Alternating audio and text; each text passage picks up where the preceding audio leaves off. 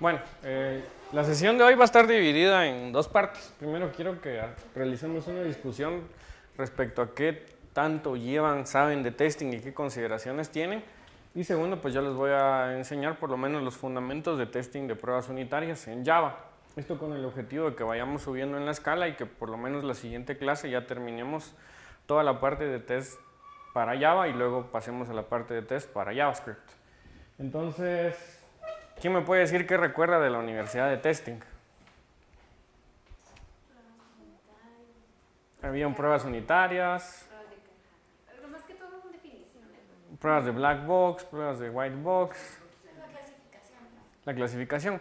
Uno de los problemas que, digamos, yo se critico mucho en la universidad es que cuando uno ve testing, lo ve así superficialmente, especialmente porque quien da clases no sabe cómo se utiliza. Entonces uno aprende, digamos, los fundamentos teóricos de que hay que probar y en un mundo ideal todos prueban su software, pero en determinado momento muy pocas personas llegamos a implementar un testing con todas las propiedades. Entonces este suele ser uno de los temas más débiles en cualquier equipo de ingeniería de software, por lo menos en un equipo de ingeniería de software aquí en Guatemala. Yo recuerdo, por ejemplo, de las clases que tenía en la universidad que este tema se veía en análisis y diseño.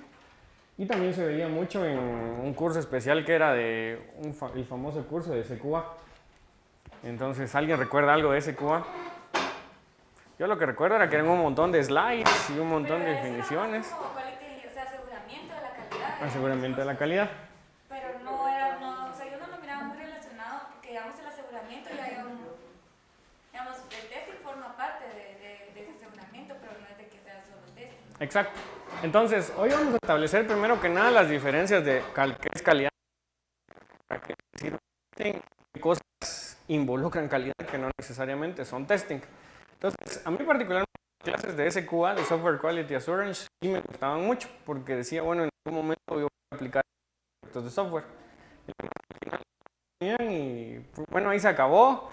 Entonces tenía un montón de estándares y definiciones que al final de cuentas me sirvieron para mucho hasta que vino un proyecto y se empezó a quebrar cada vez que... Entonces, este tipo de situaciones son las que realmente los van a obligar a implementar un proyecto de testing. Vamos a hacer un pequeño, digámoslo así, recordatorio de algunos de estos conceptos. Ahora bien, una de las cosas que a mí, digamos, de las que revisamos en la última sesión, es que ustedes ya son capaces de hasta qué etapas podrían llegar y qué etapas tienen que implementar o tienen para pasar desde desarrollo ágil, que hasta donde yo sé ya tienen bastantes prácticas implementadas, hasta el universo DevOps, que ustedes tienen que decidir si quieren llegar ahí o no, o quedarse en alguna etapa intermedia. Entonces establecimos que ustedes están bien en código, ya están automatizando algunos procesos de construcción, utilizan herramientas como Maven, ya utilizan gestión de dependencias, utilizan Gulp, utilizan Yarn, NPM y demás. Entonces digamos que la parte de builds la tienen parcialmente cubierta. Ahora, ¿por qué digo parcialmente cubierta? Porque luego nosotros tendríamos que comparar y implementar dentro de nuestro build las partes de que nos permiten integrar todas las piezas de software y sobre todo la parte de testing. Hasta este momento tienen algo de testing, ni una línea de código podríamos decir. Y posteriormente me comentaba Andrea que ustedes ya están dentro de releases, entonces digámoslo así, ya tienen continuous delivery, pero sin el testing. Entonces eso es lo que nos podría llevar a pensar, digámoslo así, sí les asegura que entreguen software más rápido porque automatizan la parte donde despliegan en el application server, pero si algo sale mal, no hay algo que los detenga de publicar código con errores.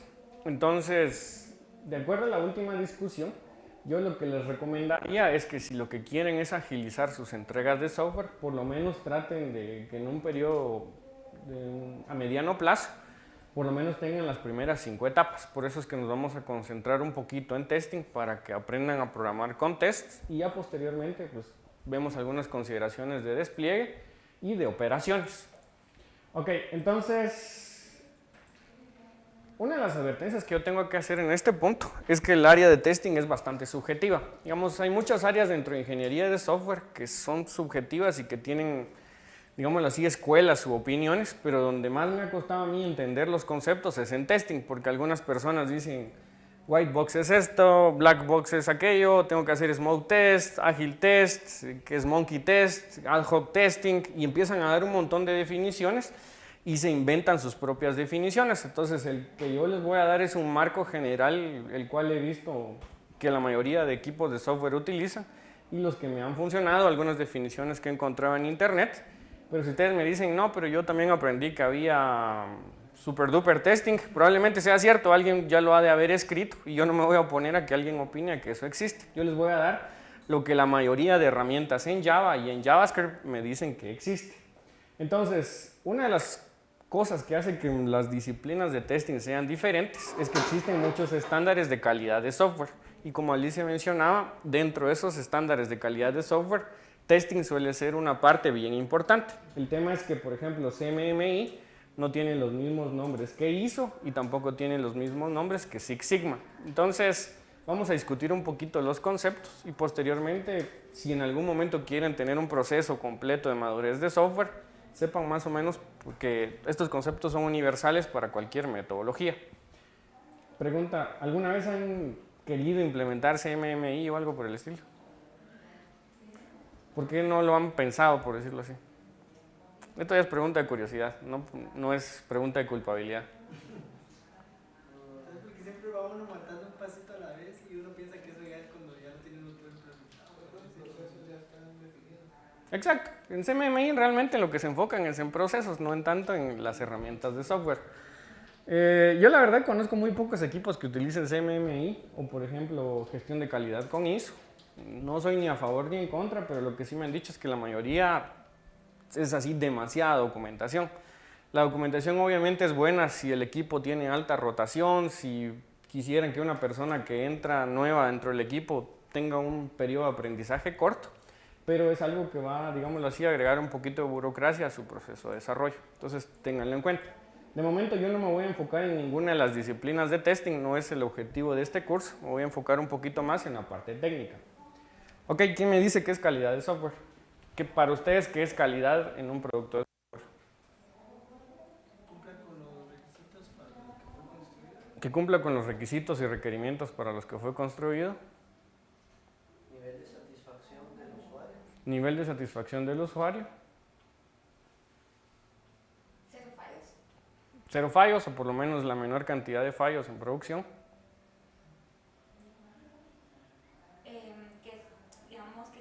Digamos, la calidad tiene sus propiedades, digamos, o sea, se puede usabilidad, rendimiento, tiene, digamos, todas las partes de los requerimientos, digamos, no funcionales, digamos, esos van relacionados con la calidad del software también. Ok, la mayoría de requerimientos no funcionales están relacionados con calidad del software. ¿Algún otro que opine? O sea, para ustedes, si yo les doy una aplicación Android en este momento, ¿cómo me dicen esa aplicación si tiene calidad o no tiene calidad? ¿Cuál sería su primer criterio? Que funcione bien, que sea fácil de usar, que sea como agradable a la vista. que sea agradable a la vista, que no se caiga. O sea, entiendo el punto de esa primera evaluación, pero yo creo que también la calidad radica en cómo está desarrollado, ¿verdad? O sea, porque puede ser que algo de frente funcione bien, pero detrás todo el código esté mal programado, no optimizado, sin documentación y demás, que al final eso también genera una baja calidad del software porque no permite, por ejemplo, mantenimiento, escalabilidad y demás, ¿no? Exacto. La calidad está de los dos lados. Entonces, lo que ustedes acaban de proponer es lo siguiente. Primero que todo, los requerimientos al momento que ustedes van a desarrollar juegan una parte fundamental, y podríamos decir que uno de los aspectos más importantes de sus proyectos de software es que se van a considerar software de calidad si por lo menos cumplen los requerimientos. Un segundo serían las partes subjetivas, que sería que si ustedes están cumpliendo las expectativas de su usuario, así como dijeron, que se vea bonito, que sea amigable, que sea agradable a la vista, que sea un software fácil de utilizar y sobre todo que esté cumpliendo con todo lo que se supone que el software debe cumplir. Y por último, la realidad, que todo eso que se ve bonito y que se ve bien implementado, digámoslo así, por detrás y a nivel de código esté bien implementado de tal forma que ustedes lo puedan tener, lo puedan mantener y ese software pueda crecer y pueda soportar a todos los usuarios que se supone que debe soportar. Entonces, la calidad en el software en sí es un aspecto bastante subjetivo. Podríamos decir que la calidad es el grado en el que un componente o proceso cumple requerimientos necesarios, pero hablando específicamente de software, la funcionalidad y características que hacen que un producto de software satisfaga las necesidades. Ahora bien, ¿cuál es esa funcionalidad y esas características? Ustedes ya me dijeron varias, entonces solo les voy a dar algunas de las consideraciones que mucha gente considera calidad. Esto solo lo he ido juntando de un montón de literatura porque no es la primera vez que doy este curso. Entonces, digamos así, hoy actualicé mis slides con las cosas que la gente me ha mencionado y yo he encontrado en la literatura que son aspectos que importan en la calidad de un proyecto de software. Entonces, una falsa afirmación generalmente es el software es de gran calidad. ¿Gran calidad en relación a qué? Ustedes ya mencionaron que un software puede ser visualmente de calidad, pero no necesariamente funcionalmente va a ser de calidad. Entonces, generalmente la respuesta es en qué dimensión este producto de software va a cumplir con la calidad. ¿Qué le queda a ustedes como, digámoslo así, equipos de desarrollo de software? Decidir qué dimensiones son las más importantes para ustedes y aplicar la calidad a cada una de estas dimensiones. Ahora bien, ¿cuáles son las dimensiones? Ustedes mencionaron una, que era la accesibilidad, especialmente si uno, digámoslo así, tiene limitaciones para utilizar dispositivos de software, sordera, ceguera o cosas por el estilo. Su software debería de cumplir con ciertos aspectos de accesibilidad dependiendo cuál sea su público objetivo. Teóricamente, ustedes deberían de hacer software accesible que cualquier persona con discapacidades podría utilizar. En la práctica esto es, digámoslo así, no es tan frecuente. A menos que una ley los obligue, es muy raro que la gente implemente accesibilidad, pero es una parte importante. En el caso de la compatibilidad, ¿en dónde se va a poder ejecutar su software? Si es de escritorio, va a ejecutarse en máquinas, van a tener que utilizar un browser actualizado, van a tener que usar un browser legacy. Si crearon una aplicación en Flash o en Java, ¿qué va a pasar ahorita que ya marcaron todo deprecated? Tienen que considerar que esto también es parte de la calidad. Por ejemplo, si yo les hago una aplicación hoy en día en Flash, ¿creen que sea algo de calidad? Y si, por ejemplo, hago un applet, probablemente no. ¿Por qué? Porque estoy reduciendo la compatibilidad de dónde mi aplicación se va a ejecutar. Debería de tomar decisiones más inteligentes para que tanto en el presente como en el futuro mi software sea compatible con donde sea que se vaya a ejecutar. Ahora bien, yo resalté en negrita algunos de los que suelen ser los más comunes y lo que la mayoría de gente menciona como calidad. ¿Por qué los resalté en negrita? Simplemente porque son los que la mayoría de personas me mencionan. No necesariamente van a ser las opciones más importantes en cualquier proyecto de software, porque si por ejemplo ustedes están haciendo un proyecto de traducción, muy probablemente la accesibilidad tenga un rol fundamental, cosa que no va a pasar si están haciendo por ejemplo un proyecto para el sistema de votaciones. Ahí la accesibilidad, pues si bien es cierto, debería ser buena. Si ustedes hicieran un voto electrónico es básicamente que den clic en algún candidato. Ese tipo de cosas deben de ir de acuerdo al proyecto. Entonces, por ejemplo, Marco mencionó algunos. El proyecto puede estar bien, pero puede que no esté cumpliendo o todo lo que esté atrás no esté funcionando correctamente. Algunos de estos aspectos podrían ser concurrencia. ¿Qué pasa cuando tienen múltiples usuarios? Su software soporta a todos aquellos usuarios que se suponen que debe soportar. Los datos no se corrompen, se le muestra a cada una de las personas los datos correctamente. Cuando una persona modifica, inmediatamente se le refleja a los otros o tienen que recargar la página. Todos estos aspectos suelen ser bastante impactantes, especialmente en aplicaciones enterprise, aplicaciones empresariales. Eficiencia, se están utilizando los recursos correctamente, su aplicación no necesita tantos recursos para ser ejecutado, no necesita un servidor grande, están programando de tal forma que no se consumen todos los pools de la base de datos. Esas son métricas que tienen que tomar en cuenta. Y uno que todos mencionaron, la funcionalidad. Estoy cumpliendo con todos los requerimientos funcionales, estoy cumpliendo con las métricas. Y algunos otros, por ejemplo, si ustedes distribuyeron su aplicación, ¿qué tan fácil es instalarlo? Necesito lanzar una aplicación web, necesito instalar una máquina virtual, puedo empacarla dentro de la misma aplicación. ¿Qué pasa si la subo a una tienda? ¿No sería más fácil? Si el software es localizable, se traduce a distintos idiomas, se traduce a idiomas mayas, por ejemplo. En el caso de ustedes creo que en algún momento podría ser importante. ¿Y qué tan fácil es mantenerlo? Esto generalmente va relacionado con qué tan bien está su arquitectura. ¿Qué pasa cuando ustedes hacen una modificación en el software? tienen que disparar todo un ciclo nuevo de pruebas, su tester está dedicado únicamente a esa tarea, ustedes ya lo están ayudando programando pruebas. Entonces la calidad en sí tiene muchas dimensiones, no es únicamente ejecutar pruebas y escribir pruebas. Algunos otros, también nos mencionó Marco, desempeño, funciona, no funciona, funciona bien, es portable, si creé una aplicación yo sé que va a funcionar en cualquier sistema operativo, estoy obligando a todos a que únicamente lo utilicen en Windows, es confiable, si yo meto un 5 y se supone que tiene que salir un 7, sí estoy obteniendo ese 7, estoy obteniendo todo lo que yo espero de este software, es escalable, es seguro, es usable y me permite hacer fácil las pruebas. Entonces, como Alisa mencionó al inicio, calidad no necesariamente significa lo mismo que testing. De hecho, testing es solo una pequeña parte de lo que implica mejorar la calidad en su proceso de software. ¿Por qué? Hay muchas cosas de estas que ni siquiera las pueden medir utilizando pruebas automatizadas. Tendrían que utilizar casos de estudio, casos de prueba, definirlos conjuntamente en equipo. Probablemente la persona que los asista en accesibilidad ni siquiera sea de software. De la misma forma que usabilidad, probablemente sea alguien que tenga más aptitudes de diseños y experiencias de usuarios, no necesariamente un programador de backend. Entonces hay muchos de estos aspectos que tienen que cubrir de distinta forma. En los que nos vamos a enfocar van a ser en los que están en negrito y de hecho solo nos vamos a enfocar en un subset, en todo aquello que sí se puede automatizar y su sistema de integración y despliegue continuo va a poder ayudarnos. Ahora bien, ¿cuál es la diferencia entre control de calidad y aseguramiento de la calidad?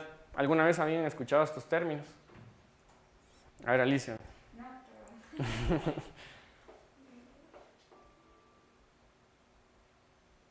Yo lo veo con voluntad de responder.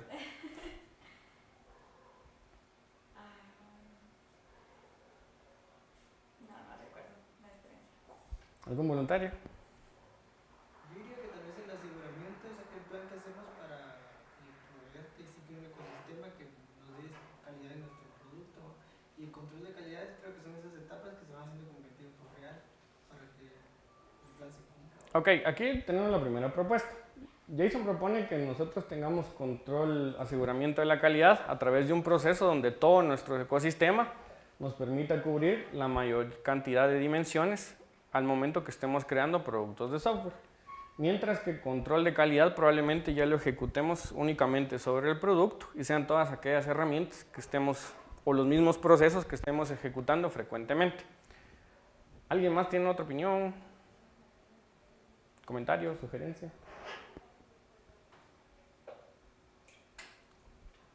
Ok. Una de las cosas por las cuales a mí me gustaba mucho esta clase en la universidad era porque aprendía cosas nuevas. No aprendí cosas de software, sino que me enseñó que generalmente la calidad en el software, como muchas cosas en el software, no es cuestión de herramientas. Es cuestión de que ustedes logren una buena gestión tanto de procesos como auditoría y de entrenamiento. ¿A qué me refiero con esto? Que al momento que ustedes estén midiendo la calidad de su software o las cosas que van a impactar en qué tan buena va a ser la calidad de su software, va a ser, por ejemplo, si ya tienen una metodología establecida que la mayoría de ustedes respeta y con la cual ustedes son familiares, cómo gestionan su proyecto, cómo les dan seguimiento, ya tienen bien definidas las etapas, ya identificaron los puntos de mejora que, de acuerdo a la discusión que tuvimos la semana pasada, ya los tienen bastante bien identificados. De hecho, fue así como emocionante cuando todos empezaron a decir qué cosas podrían mejorar en su proceso de software.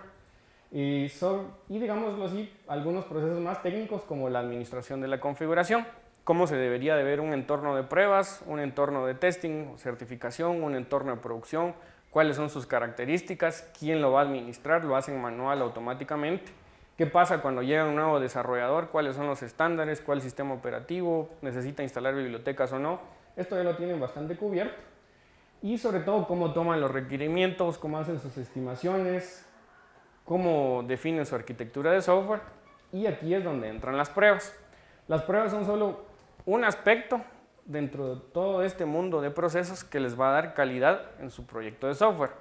Ahora bien, a pesar de ser solo un aspecto, es donde generalmente todos los equipos de software fallan. ¿Por qué? Porque es difícil y no estamos acostumbrados a programar pruebas, porque si nosotros nos tomamos un tiempo n para programar, generalmente nos hacen un requerimiento para un tiempo n-10 y nosotros estamos corriendo para entregar 2 cosas en un tiempo n-10. Entonces programamos, hacemos pruebas haciendo debugging dentro de nuestra compu y las pruebas en algún momento han leído que sí funcionan, pero sueñan con el día en que las vayan a programar. Eso nos pasa a todos los equipos de software. A todos nos pasa. ¿Por qué? Porque nunca tenemos tiempo para programar las pruebas. Porque generalmente, o sea, esto fue algo que a mí me pasó y he visto que le ha pasado a todas las personas. No sabemos cómo hacer pruebas a nivel técnico, por lo tanto tendríamos que invertir 4 o 5 días en aprender a hacer pruebas básicas y luego que algunos ya tenemos la habilidad técnica para hacer las pruebas, no sabemos en dónde va dentro de todo el proceso. Porque hacer pruebas sí requiere mucha colaboración entre el gestor de proyectos, entre la definición de requerimientos y es un proceso, digámoslo así, que requiere mucha creatividad, no es simplemente programar. Es programar como si ustedes fueran seres humanos buscando que su software falle. Entonces requiere mucho conocimiento del dominio, no que únicamente sepan programar. Entonces, en lo que nos vamos a enfocar de aquí en adelante es en esta partecita. Para todo este montón de cosas, pues hay un montón de metodologías. Ustedes han decidido que han ido mejorando su proceso. Por lo menos yo he visto que eso ha pasado. Nos vamos a enfocar únicamente en pruebas. Y las pruebas generalmente van estrictamente relacionadas con el control de calidad, porque nosotros ejecutamos pruebas para realizar control de calidad sobre nuestros proyectos de software. No estamos en el aseguramiento de la calidad, no vemos los procesos, simplemente antes de lanzar ejecutamos pruebas de tal forma que nos aseguremos que cuando llegue eso a producción tenga la menor cantidad de errores. En este momento, ¿cómo están haciendo su proceso de pruebas? Pregunta.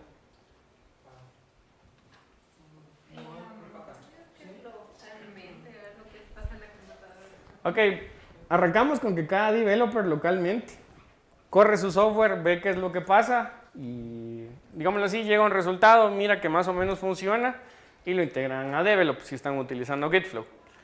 ¿Tienen algún otro proceso de pruebas? ¿Una persona designada para pruebas? Digamos, lo que se trata de hacer es que desplegar la aplicación en varios ambientes. Pero digamos, el testing es muy, como dijeron, superficial, ¿verdad? Únicamente que funcione en la pantalla, que se registre como se tiene que registrar, que el formulario se guarde bien, que lo pueda consultar, digamos, más que todo. Pero no es un proceso Pero automatizado. no es automatizado, sino que En algún momento se intentó, digamos, tener una unidad de aseguramiento de calidad o de testing, pero no funcionó, porque no había, digamos, una buena coordinación. No, faltaban muchos conocimientos de todo el equipo, creo.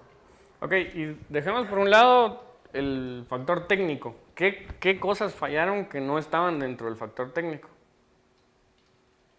Comunicación, siento yo, más trabajo en equipo, posiblemente, porque, digamos, a veces, al menos creo que no había como que un marco definido, digamos, de qué se tenía que probar y qué no se tenía que probar, porque, digamos, había cosas que tal vez para un equipo sí eran relevantes, pero para el otro eran irrelevantes, digamos, probarlo, o tal vez no irrelevantes, sino que no era algo que realmente fuera importante, pues, y lo que realmente era importante tal vez no se aprobaba.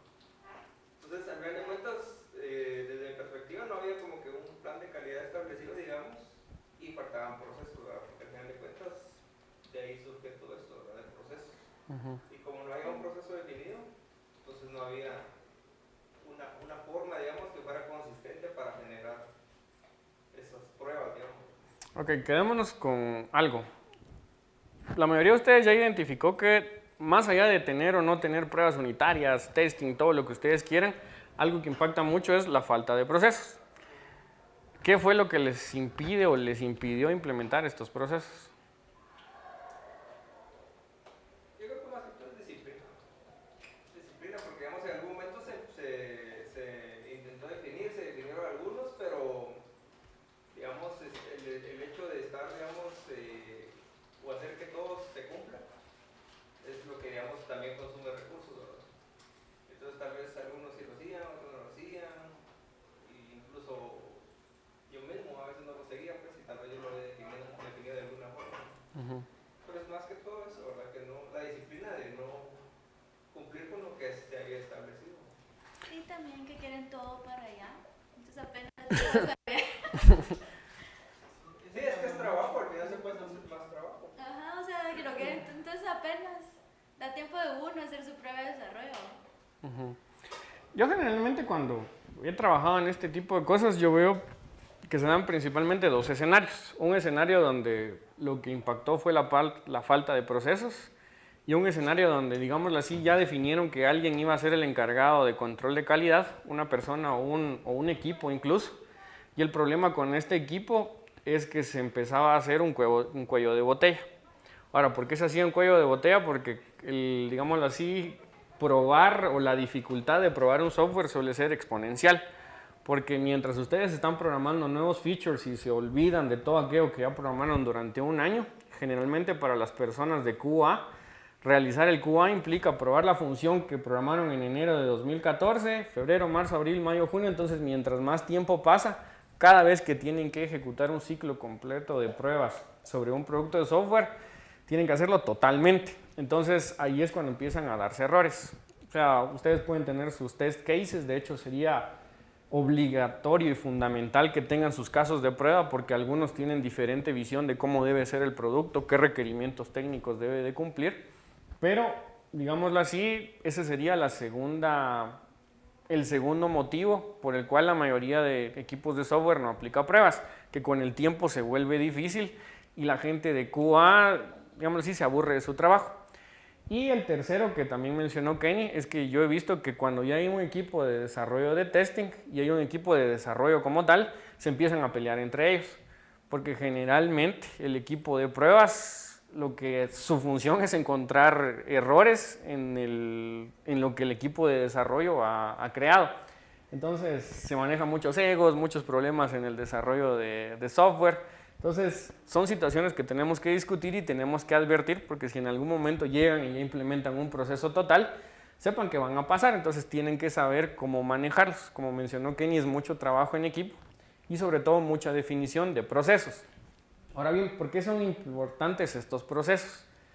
Porque de nuevo, todos tienen una visión diferente. En el primer seminario ustedes se identificaron como developer, operaciones, yo veo monitoreamiento, yo diseño software, algunos dijeron yo también hago QA. Entonces todos ustedes se identificaron en un rol diferente por las asignaciones que les dan y por las cosas que les gustan hacer. Y eso está bien porque tienen un equipo mixto que aporta diferentes cosas a la creación del proyecto de software. El tema es que todos se tienen que poner de acuerdo por lo menos a cuáles van a ser sus métricas de calidad. Ya vimos algunas dimensiones, entonces generalmente este tipo de métricas de calidad ustedes las tienen que plasmar en papel. Tiene que haber alguien o tienen que colaborar todos para encargarse de definir cuáles son los requerimientos y sobre todo cuando hacen control de calidad, revisar si los requerimientos están bien, para empezar si están documentados por lo menos superficialmente, está bien el diseño, está bien el código con algunas prácticas como pair programming o revisión de código, revisión de commits, si tienen un buen plan de despliegue, si tienen un buen plan de testing y lo que es requisito fundamental para automatizar esta tarea, si tienen casos de prueba. Un caso de prueba, yo puedo hablar mucho acerca de él, pero los casos de prueba es generalmente lo siguiente. Si ustedes tienen una unidad de código, entiéndase una función, un procedimiento, una clase, un EJB, lo que ustedes quieran, un caso de prueba es que el caso de prueba, cuando ustedes ingresen un valor A y se supone que debe dar C, les dé C. Que cuando se supone que debe dar buen resultado lo dé, y por ejemplo si ustedes ingresan B, que les genere un error. La mayoría de casos de prueba o la mayoría de herramientas que se encargan de probar el software trabajan con ese mismo principio, que funcione cuando debe de funcionar y que falle cuando debe de fallar. La mayoría de programadores probamos solo el primero, que funcione cuando debe de funcionar. Por lo menos esa debería ser la automatización primaria a la que deberían de estar programando. Y para estos casos de prueba, generalmente son como si estuviéramos en Hollywood, sería como el guión de cómo se deben de ejecutar las pruebas. Y estos guiones ahí sí son los que afectan cómo van ustedes a programar con unit testing, cómo van a hacer las pruebas de integración, cómo van a hacer las pruebas del sistema y cómo van a hacer las pruebas de aceptación. De nuevo, entre otros, porque hay un montón de gente que se está inventando nuevas pruebas. Entonces, estos 4 son los que yo he visto que mencionan la mayoría de documentación respecto a pruebas a través de software de automatización. ¿Alguien sabe cuál es la diferencia entre cada una de estas? ¿Ideas? Tal vez pruebas unitarias que prueban, así como usted decía, por una función, una clase o algo muy específico, algo muy atómico. Las de integración entendido que es cuando tenemos varias partes, de que haya testing, de que se acoplen y se puedan comunicar bien entre ellos. Las de sistema y las de simulación. Ok, entonces generalmente estas van como en una pirámide. Unas se ejecutan después de las otras. Mientras ustedes vayan avanzando en la implementación de calidad en su código, deberían de irlas implementando en esta secuencia. Entonces vamos a discutir cuál es cada una de estas. De nuevo hay un montón de variantes. Pero lo que yo les recomendaría es por lo menos partir de estas dos y mientras vayan automatizando las tareas, implementar tanto sistema como aceptación. Entonces vamos a discutir cada una de estas. Entonces, ya para finalizar, ¿cuál es la diferencia entre aseguramiento de la calidad y control de calidad? En el caso de aseguramiento de calidad, lo que nos mide o lo que nos promueve a hacer es calidad en el proceso. Por eso es que hay un montón de libros escritos, estándares y demás. Mientras que la calidad o el control de calidad es calidad sobre el producto. Aquí generalmente ya nos enfocamos no a los procesos del equipo de desarrollo, sino a qué va a pasar con un producto en particular. Porque siempre hay diferencias de un producto a otro, diferentes tecnologías, diferentes requerimientos, diferentes usuarios. En el caso del enfoque de SQA son procesos, mientras que el control de calidad es productos y cómo mejorar este producto. La orientación de SQA es la prevención y crear ese mundo ideal donde siempre hayan tests, mientras que el control de calidad es detección, darse cuenta que su software va a fallar antes de lanzarlo o antes de lanzar una actualización. El alcance de SQA suele ser organizacional y por eso es que les venden consultoría respecto a esto. No sé mucho de ese mundo, la verdad. En el caso del control de calidad, es más que todo por productos y por proyectos.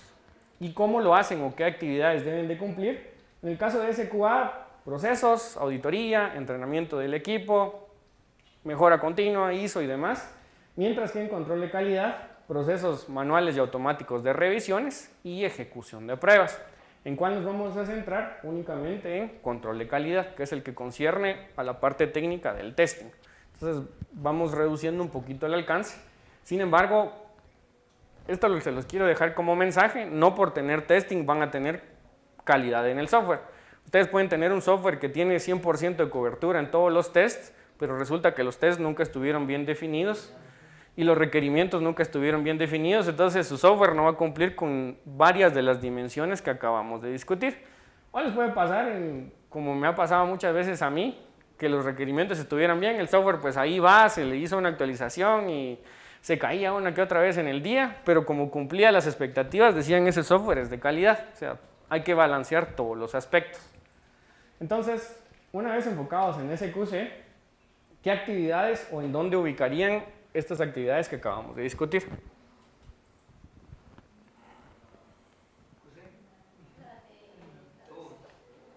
Sí, particularmente estarían todos, pero específicamente nos vamos a enfocar en la parte de integración y en la parte de testing, que es lo que concierne a revisar que los componentes funcionen bien juntos y que una vez que funcionen bien, cada uno de estos componentes o el software en su totalidad pueda ser lanzado como una actualización.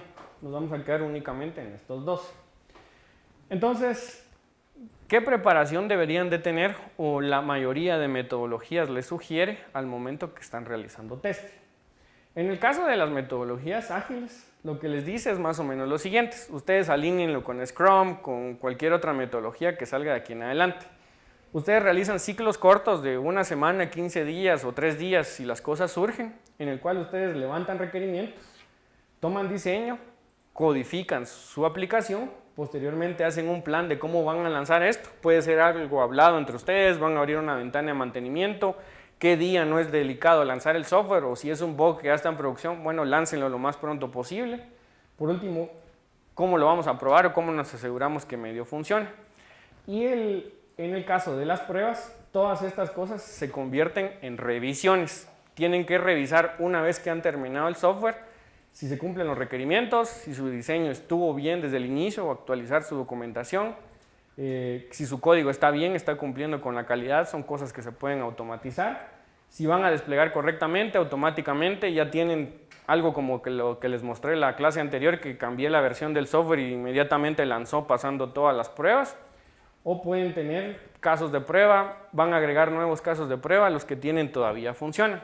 Ahora bien, estos casos de prueba generalmente, y repito, son guiones, son scripts, si lo quieren ver así, de cosas que se deberían de probar al momento que lanzan el software, y son propiedad intelectual, no es tanto código. Ustedes codifican a partir de estos casos de prueba.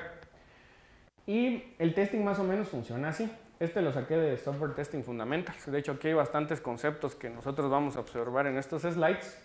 Y su software debería probarse más o menos así. Primero, una vez que está finalizado el sprint o el entregable o la unidad que ustedes necesiten entregar, tienen que revisar si los requerimientos para empezar estuvieron bien. Segundo, tienen que hacer un plan de testing, o si ya lo tienen codificado, ejecutar ese plan de testing a través del diseño, configurarle el ambiente, ejecutar el testing y presentar los reportes. Generalmente toda la etapa de testing se va a enfocar en estos 4. En esas 4 etapas ustedes deberían de estar trabajando al momento que están lanzando software y mientras vayan implementando pruebas automatizadas, van a dar, digámoslo así, por cubiertos, por lo menos la configuración del entorno, la ejecución y la generación de reportes. ¿Por qué? Porque ya las van a programar y las van a integrar dentro de su software. Por lo menos eso es lo deseable, que cada vez que ustedes compilen, se produzca un proyecto exitoso si solo si se ejecutan bien las pruebas o que en determinado momento se les informe que su software falló y que cuando ese software falle, de una vez su herramienta les diga este software no puede entrar a producción. Entonces ustedes tienen una ventaja que utilizan Maven y Maven está bastante bien integrado con todas estas etapas. Les permite definir un entorno, ejecutar sus tests y de una vez les genera un reporte si su software pasó todos los tests. Entonces el ejercicio de hoy va a ser la base de todo el testing que vamos a utilizar en Java EE para definir algunos conceptos. ¿Quién de ustedes ya ha utilizado JUnit? ¿Alguna vez en la vida? Por curiosidad. ¿Un poquito? ¿Alicia recuerda algo? Ludwig tiene cara de que sí, pero quiere decir que no.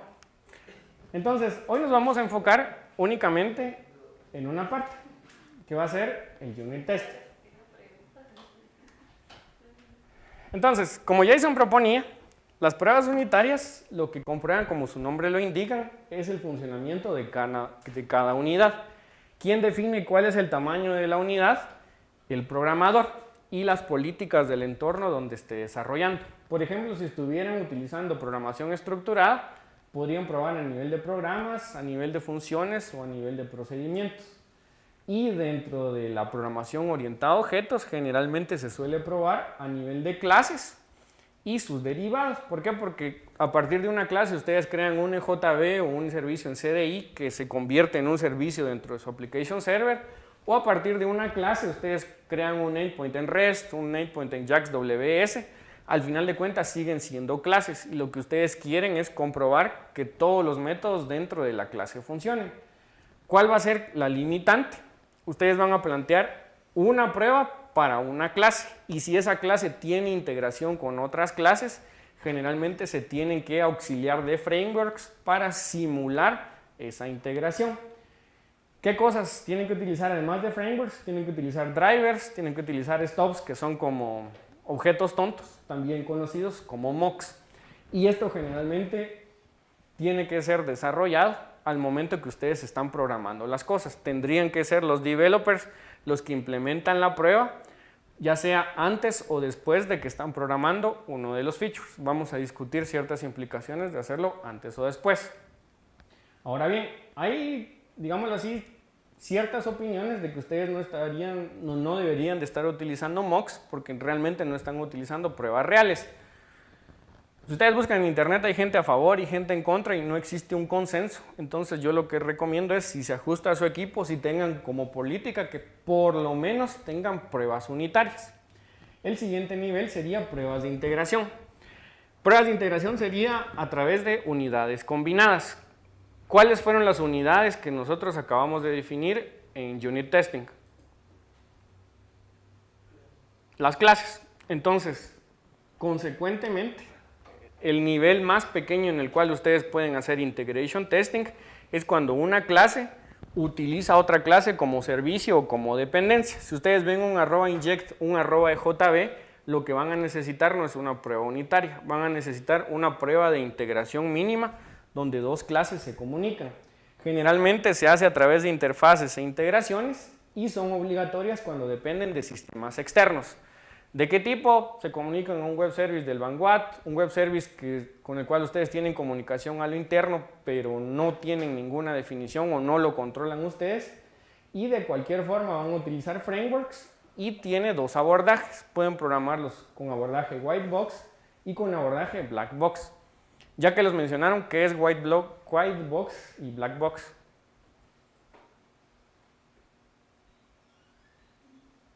¿Ustedes tienen idea?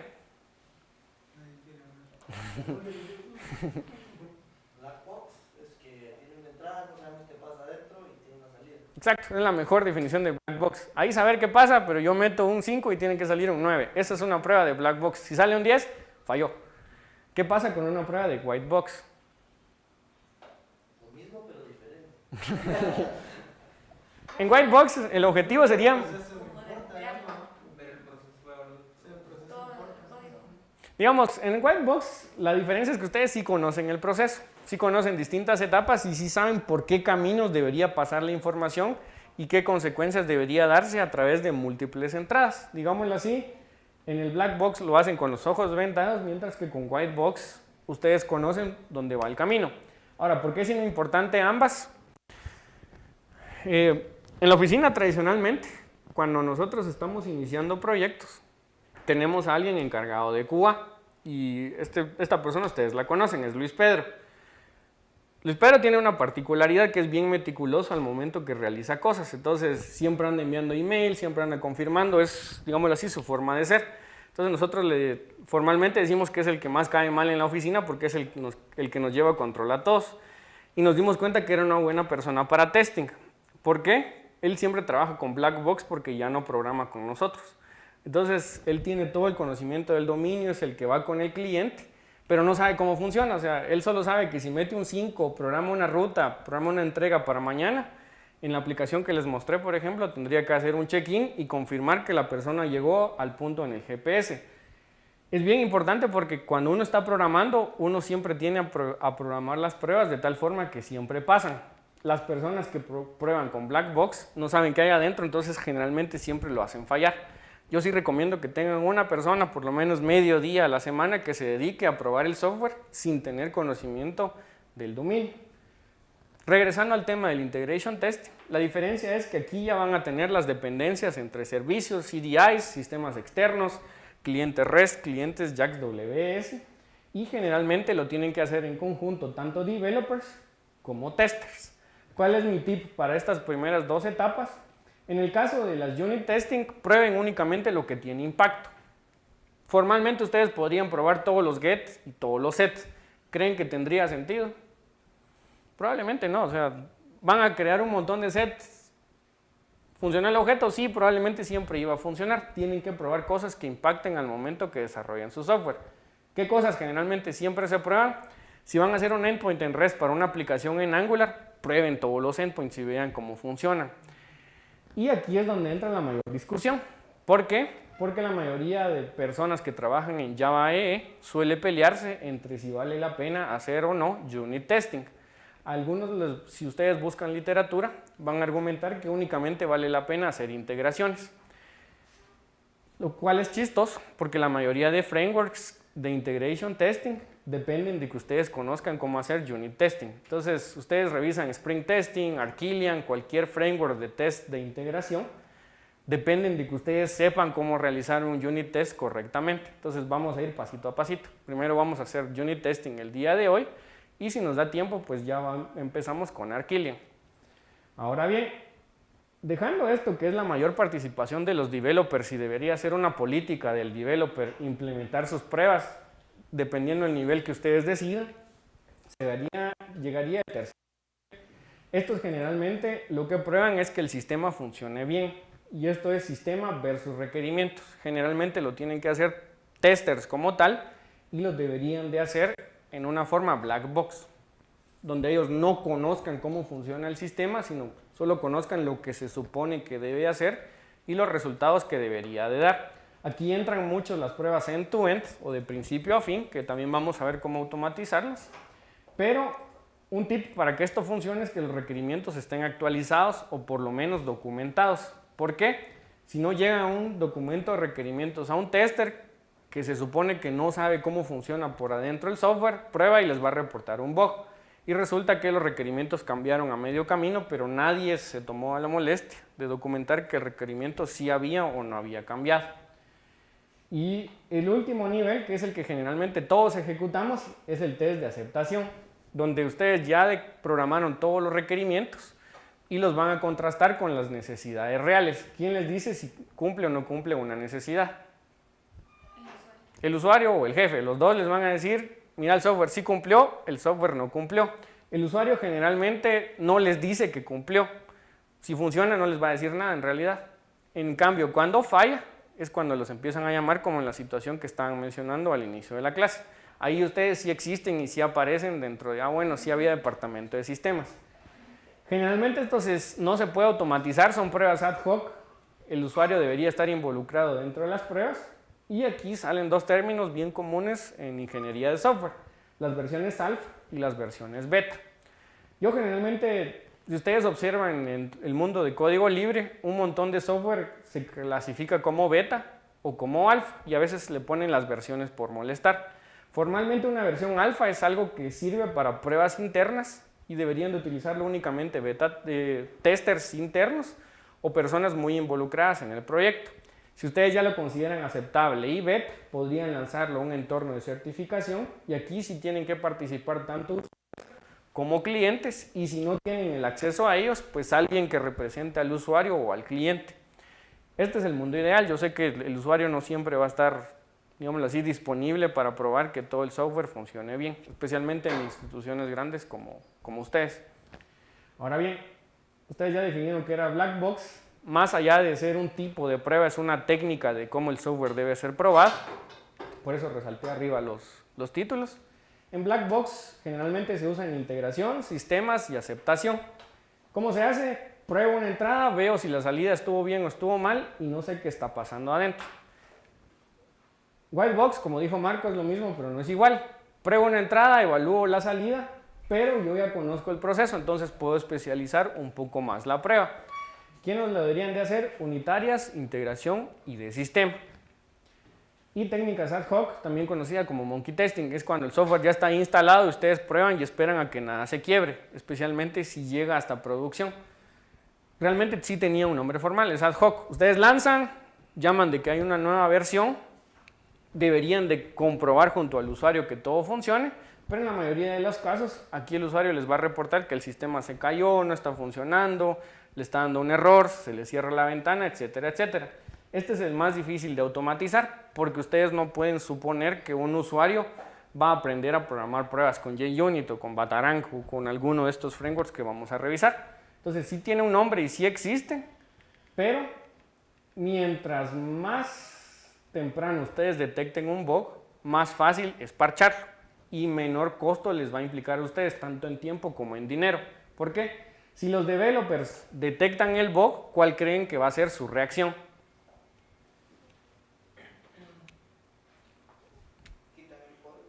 Quitarían el código, por lo menos lo parchen para que no los regañen. Así como, yo detecté un error, si esto corre en el Jenkins me va a decir que tiene error y se va a ver quién hizo el commit. Entonces probablemente de una vez parche el bug y se dé cuenta a tiempo que una característica que agregó no funciona bien o algo nuevo que agregó quebró el software que antes sí funcionaba. Entonces, cuando escuchan pruebas de regresión, generalmente es cuando ya tienen por lo menos estos dos niveles y el software es probado con pruebas que ya existían. Eso es una prueba de regresión.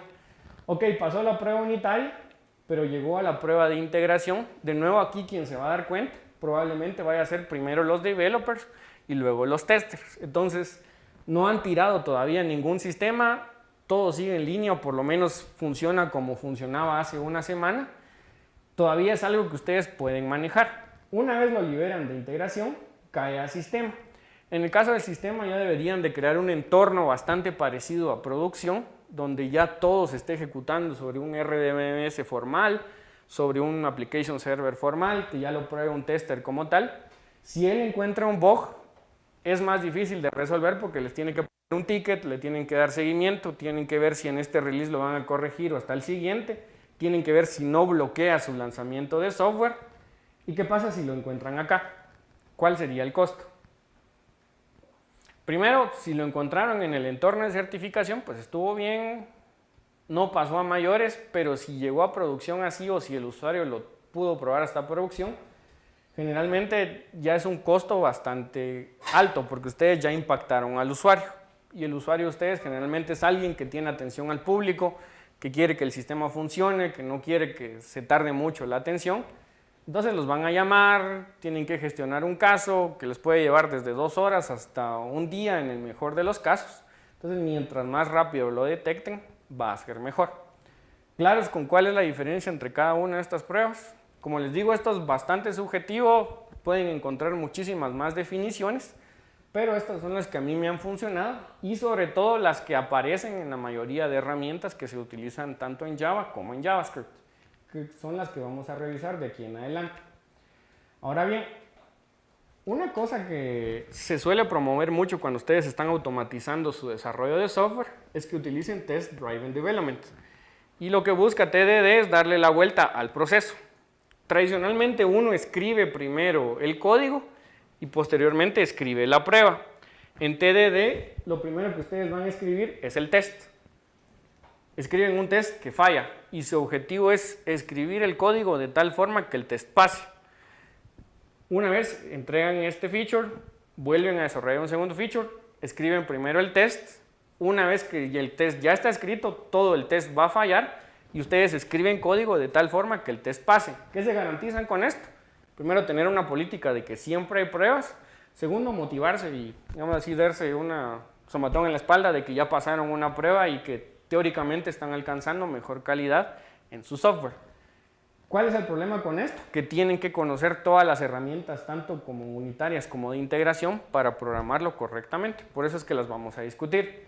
Si deben o no deben usar TDD, ya va a ser una política a lo interno. Yo sí les recomiendo que lo utilicen una vez ya dominan todas las herramientas, porque eso se van a acostumbrar a siempre estar escribiendo pruebas. Ok, entonces, esta fue la parte de discusión. Vamos a ver la parte de implementación.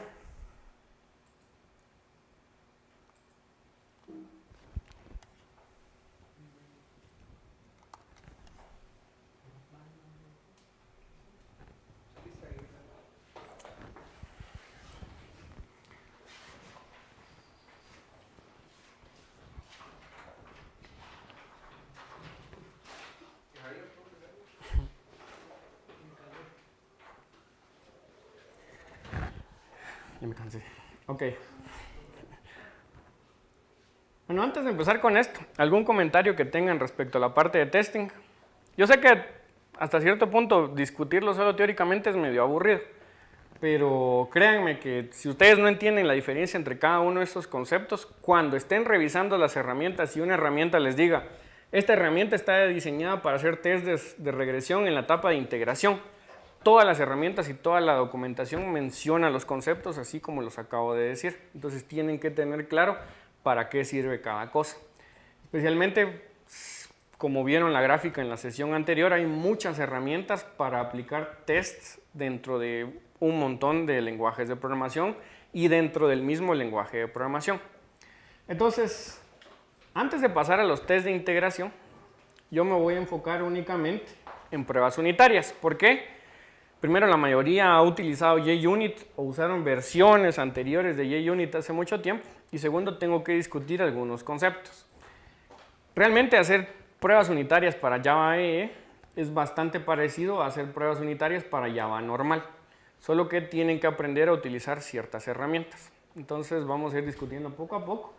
Y segundo, este va a ser el nivel introductorio que necesitan para pruebas de integración. Porque en el caso de Java EE, el mejor framework para test de integración es Arquillian. De hecho, es ya de los pocos que quedan en pie porque tiene una comunidad grande. El tema que con Arquillian presupone de que ustedes ya conocen test unitarios y de que todas las anotaciones que aprovechaban en test unitarios las van a utilizar dentro de un entorno con un servidor de aplicaciones. Entonces vamos a discutir poquito a poquito JUnit. Entonces avancemos, bueno, ya discutimos esto. ¿En dónde nos ubicamos de momento? Unit Testing. Y vamos a discutir un poquito en Unit Testing en Java. Ok, ¿algunos de estos conceptos se les hacen conocidos?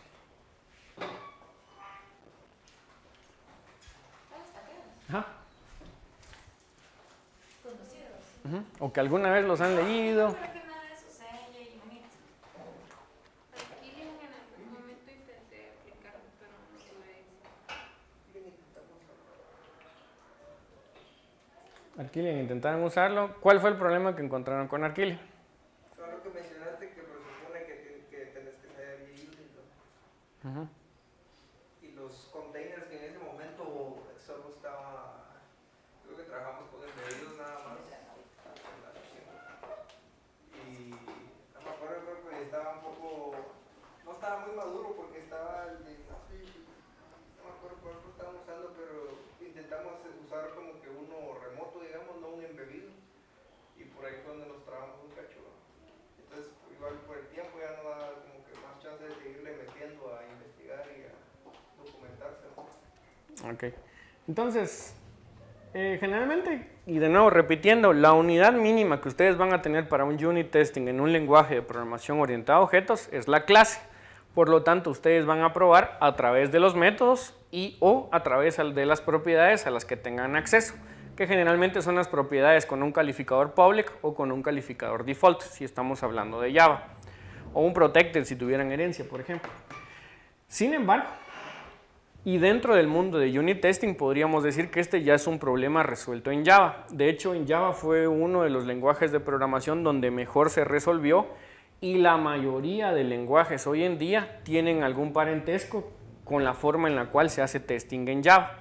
De hecho, la mayoría de herramientas para .NET, para JavaScript, para un montón de lenguajes se basan en los conceptos que originalmente se definieron en JUnit. Entonces vamos a explorar esos conceptos. Generalmente, para ustedes poder hacer un testing correcto, van a tener que seleccionar primero un framework de pruebas unitarias, y dentro del mundo Java los dos más populares son JUnit y TestNG. Cualquiera de los IDEs que ustedes utilicen, NetBeans, Eclipse, IntelliJ, IDEA, tiene un soporte 100% completo para los dos frameworks. Entonces ya es cuestión de que ustedes lo evalúen. En el caso de que ustedes ya tengan implementada la prueba, tienen que cubrir todavía el tema de las dependencias o integraciones. ¿Qué pasa cuando una clase depende de la otra? ¿Y qué pasa cuando esta otra en realidad es una representación de un servicio o de una comunicación con un servidor externo? Generalmente, y cuando están a nivel de pruebas unitarias, tienen que auxiliarse de un framework de mocking, siendo los más populares Mockito, JMock y JMockit. Cada uno tiene diferentes características. Lo que sí les puedo decir luego de haber probado todos estos es que los que se integran más fácil son JUnit y Mockito. Por eso son los que vamos a explorar el día de hoy. Y lo vamos a explorar haciendo un proyectito bastante pequeño. En el caso de Arquillian lo coloqué como parcialmente, porque Arquillian, una vez que lo implementemos, utiliza como base JUnit y ustedes pueden proveer los mocks utilizando Mockito. Y utiliza exactamente las mismas anotaciones, por eso es que primero tenemos que revisar cómo hacer una prueba unitaria formal. Cuando yo empecé a explorar Arquillian, que fue hace alrededor de 2 años, me pasó exactamente lo mismo que ustedes. Empecé a programar, que tengo mi contenedor falso, que utilizo ShrinkWrap para simular el entorno, y cuando me tocaba poner las anotaciones, yo ya no sabía ni qué probar porque no sabía en qué punto de esta escala estaba actuando. Entonces vamos a utilizar algunas cositas pequeñas de Arquillian, ya sea en esta o en la siguiente sesión. Mi objetivo hoy es que aprendan a utilizar bien pruebas unitarias, y esto lo vamos a hacer con una sesión de live coding. Entonces, en este momento les voy a asignar una tarea que pueden programar en NetBeans.